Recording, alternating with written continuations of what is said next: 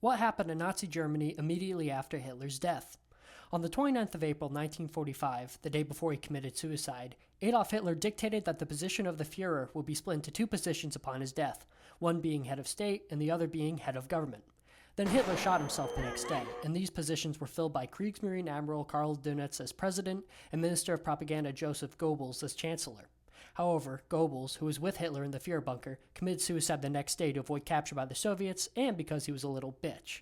This left Dönitz to appoint this guy, previously finance minister, as the new head of government.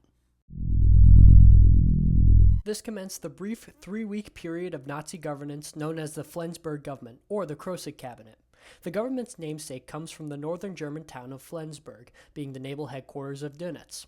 Of the civil servants appointed to serve in the new government, only Armaments and War Production Minister Albert Speer had been a prominent Nazi official.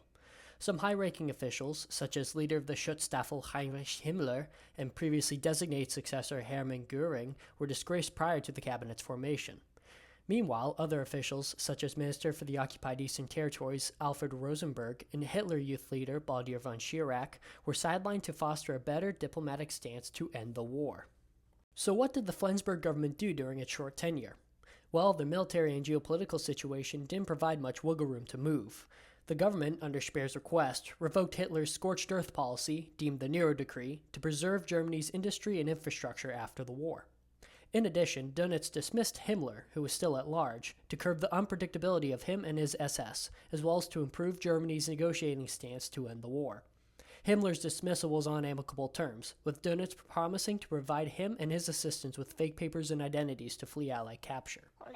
The government's most active role was preparing Germany for capitulation.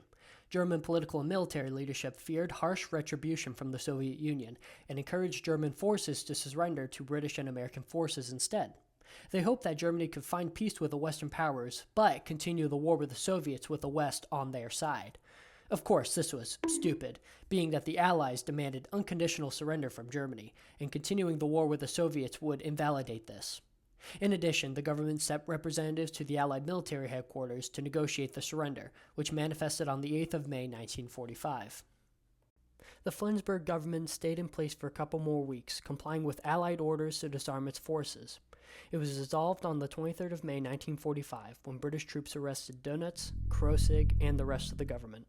The members of the government, as well as Germany's wartime leadership, would be put to trial for crimes against humanity, war crimes, crimes against peace, mass murder, and other indictments.